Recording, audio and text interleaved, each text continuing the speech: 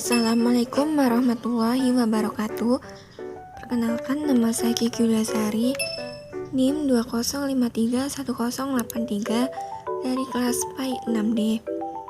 Baiklah, pada kesempatan kali ini saya akan menjelaskan materi bab 1, yaitu tentang sucikanlah lahir dan batinmu, gapailah cinta Tuhanmu. Pengertian tahara. Tahara berasal dari kata bahasa Arab yang berarti bersih atau bersuci. Sedangkan menurut istilah, ialah suatu kegiatan bersuci dari najis dan hadas sehingga seseorang diperbolehkan untuk beribadah yang dituntut harus dalam keadaan suci. Kegiatan bersuci dari najis itu meliputi menyucikan badan, pakaian, tempat dan lingkungan yang menjadi tempat segala aktivitas kita. Sedangkan bersuci dari hadas dapat dilakukan dengan berwudu, bertayamum dan mandi. B. Pengertian najis dan hadas. Najis berasal dari bahasa Arab yang artinya kotoran, dan menurut istilah adalah suatu benda yang kotor yang menjaga sahnya mengerjakan suatu ibadah yang dituntut harus dalam keadaan suci. Sedangkan kata hadas berasal dari bahasa Arab yang artinya suatu peristiwa, sesuatu yang terjadi, sesuatu yang tidak berlaku. Sedangkan dalam istilah adalah keadaan tidak suci bagi seseorang, sehingga menjadikannya tidak sah dalam melakukan ibadah. Macam-macam najis dan tata cara taharanya. Najis mukhafafah adalah najis yang ringan, seperti air seni bayi laki-laki yang belum berumur 2 tahun dan belum makan apapun kecuali air susu ibu. Cara menyucikannya sangat mudah, cukup dengan memercikkan atau mengusapkan air yang suci pada permukaan yang terkena najis. B. Najis mutawasito. Najis ini adalah najis pertengahan atau sedang.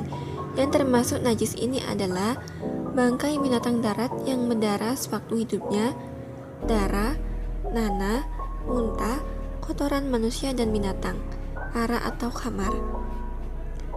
Najis jenis ini ada 2 macam, yaitu najis hukmiyah dan najis ainiyah.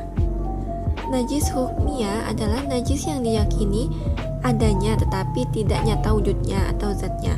Bau dan rasanya seperti air kencing yang sudah kering yang terdapat pada pakaian atau lainnya. Cara menyucikannya adalah cukup dengan mengalirkan air pada benda yang terkena najis.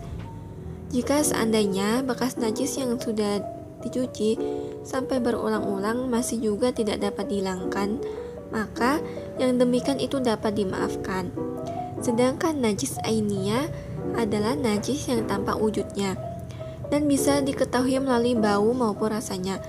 Cara menyucikannya adalah menghilangkan najis ainiyahnya dengan cara membuang dan menggosoknya sampai bersih dan diyakini sudah hilang zat, rasa, warna, dan baunya dengan menggunakan air yang suci. C. Najis mukhalaza adalah najis yang berat. Najis ini bersumber dari anjing dan babi. Cara menyucikannya melalui beberapa tahap, yaitu dengan membasuh air sebanyak 7 kali. Salah satu di antaranya menggunakan air yang dicampur dengan tanah. Macam-macam hadas dan cara bersuci. Hadas itu dibagi menjadi 2 macam, yaitu hadas kecil dan hadas besar. Hadas kecil yaitu keadaan seseorang tidak suci, dan supaya ia menjadi suci, maka ia harus berwudu, dan apabila tidak ada air maka diganti dengan tayamum.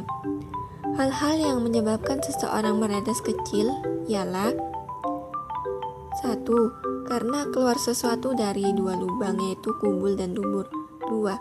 Karena hilang akalnya, yang disebabkan mabuk, gila, atau sebab lainnya seperti tidur. 3. Persentuhan antara kulit laki-laki dengan perempuan yang bukan mahramnya tanpa ada batas yang menghalanginya. 4. Karena menyentuh kemaluan baik kemaluan sendiri ataupun kemaluan orang lain dengan telapak tangan atau jari. berhadas besar, yaitu keadaan seseorang tidak suci, dan supaya ia menjadi suci, maka ia harus mandi besar. Apabila tidak ada air, maka diganti dengan tayamum. Hal-hal yang menyebabkan seseorang berhadas besar ialah 1. Karena bertemunya dua kelamin laki-laki dengan perempuan. 2. Karena keluar mani, baik karena bermimpi atau sebab lain. 3. Karena haid, yaitu darah yang keluar dari perempuan sehat yang telah dewasa pada setiap bulannya. 4. Karena nifas, yaitu darah yang keluar dari seorang ibu sehabis melahirkan. 4. Karena wiladah, yaitu darah yang keluar ketika melahirkan. 6. Karena meninggal dunia, kecuali yang meninggal dunia dalam perang membela agama Allah, maka dia tidak dimandikan. C. Alat-alat bersuci dan macam-macam air. Alat-alat yang dipergunakan dalam bersuci terdiri dari dua macam, yaitu air dan bukan air, seperti batu. Ditinjau dari segi hukumnya, air dibagi menjadi 5. Air mutlak atau tahir mutahhir, atau suci mensucikan, yaitu air yang masih asli, belum tercampur dengan sesuatu benda lain, dan tidak terkena najis. Air mutlak ini hukumnya suci dan dapat menyucikan. Air yang termasuk air mutlak ini terdiri dari 7, yaitu air hujan, air laut, air sungai, air sumur, air salju, air embun, dan air mata air. Air makruh atau air musyamas, yaitu air yang dipanaskan pada terik matahari dalam logam yang dibuat dari besi, baja, tembaga, aluminium, yang masing-masing benda logam itu berkarat. Air musyamas seperti ini hukumnya makruh karena dikhawatirkan menimbulkan suatu penyakit. Adapun air dalam logam yang tidak berkarat dan dipanaskan pada terik matahari tidak termasuk air musyamas. Demikian juga air yang tidak ditempatkan tidak pada logam dan terkena panas matahari, atau air yang dipanaskan bukan pada terik matahari, misalnya direbus, juga tidak termasuk air musyamas. Air tahir ghairu mutahhir atau suci tidak menyucikan. Air ini hukumnya suci tetapi tidak dapat untuk menyucikan. Ada dua macam air yang termasuk jenis ini, yaitu pertama, air suci yang dicampur dengan benda suci lainnya sehingga air itu tidak berubah salah satu sifatnya, warna, bau, atau rasa. Contohnya air kopi, air teh, dan sebagainya. 2. Air buah-buahan atau air yang ada di dalam pohon, misalnya pohon bambu, pohon pisang, dan sebagainya. Air mustakmal, yaitu air suci sedikit yang kurang dari 2 kula dan sudah dipergunakan untuk bersuci walaupun tidak berubah sifatnya, atau air suci yang cukup 2 kula yang sudah dipergunakan untuk bersuci dan telah berubah sifatnya. Air mutanajis atau air bernajis, yaitu air yang tadinya suci kurang 2 kula tetapi kena najis dan telah berubah salah satu sifatnya, bau, rasa, atau warnanya. Air seperti ini hukumnya najis, tidak boleh diminum, tidak sah dipergunakan untuk ibadah seperti wudhu, tayamum, mandi, atau mencucikan benda yang terkena najis. Tetapi apabila air 2 kulah atau lebih terkena najis namun tidak mengubah salah satu sifatnya, maka hukumnya suci dan mensucikan. Bersuci dari kotoran atau istinja. Istinja menurut bahasa terlepas atau selamat, sedangkan istinja menurut istilah adalah bersuci sesudah buang air besar atau buang air kecil. Beristinja dengan air, dan apabila tidak ada air, maka boleh dengan benda padat seperti batu, daun, kayu, kertas, dan sebagainya. Adapun adab buang air, pertama, mendahulukan kaki kiri pada waktu masuk WC. 2. Pada waktu masuk WC membaca doa. 3. Mendahulukan kaki kanan waktu keluar WC. 4. Pada waktu keluar WC membaca doa. 5. Pada waktu buang air hendaknya memakai alas kaki. 6. Istinja hendaknya menggunakan tangan kiri. Tata cara berwudu. 1.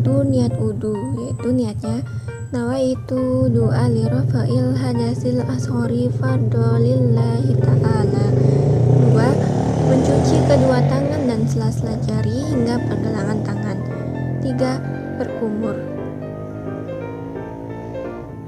Keempat, menghirup air lewat hidung, lalu mengeluarkannya.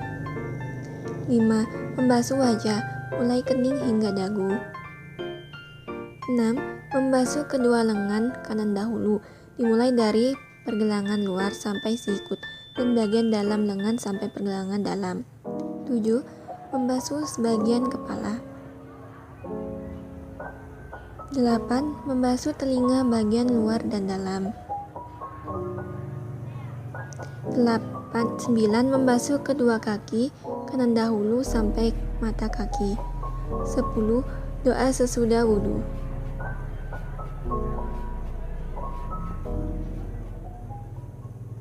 Tata cara mandi. Pertama, niat mandi wajib.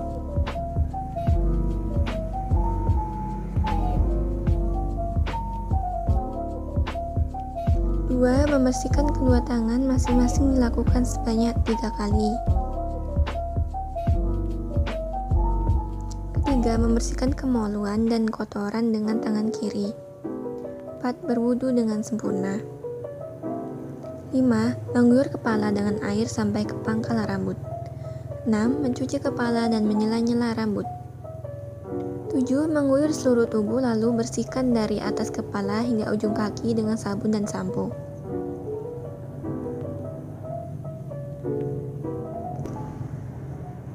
Tata cara tayamum. Pertama, membaca basmalah. 2. Menempelkan kedua tangan pada debu sampai membaca niat.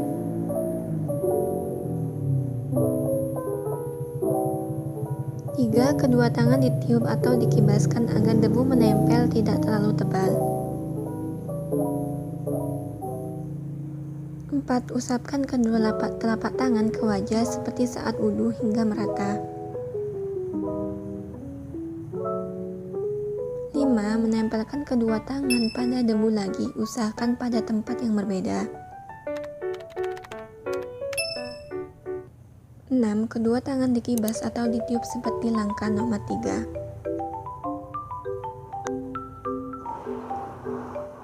7. Usapkan pada kedua tangan seperti membasuh tangan saat wudhu. 8. Membaca doa. Doa setelah tayamum sama seperti doa selesai wudhu.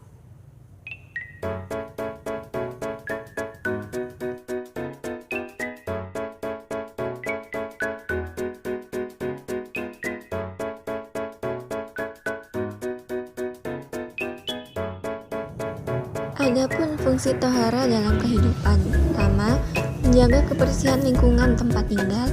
2. Menjaga kebersihan kelas dan lingkungan madrasah. 3. Menjaga kebersihan lingkungan tempat ibadah. 4. Menjaga kebersihan lingkungan tempat umum.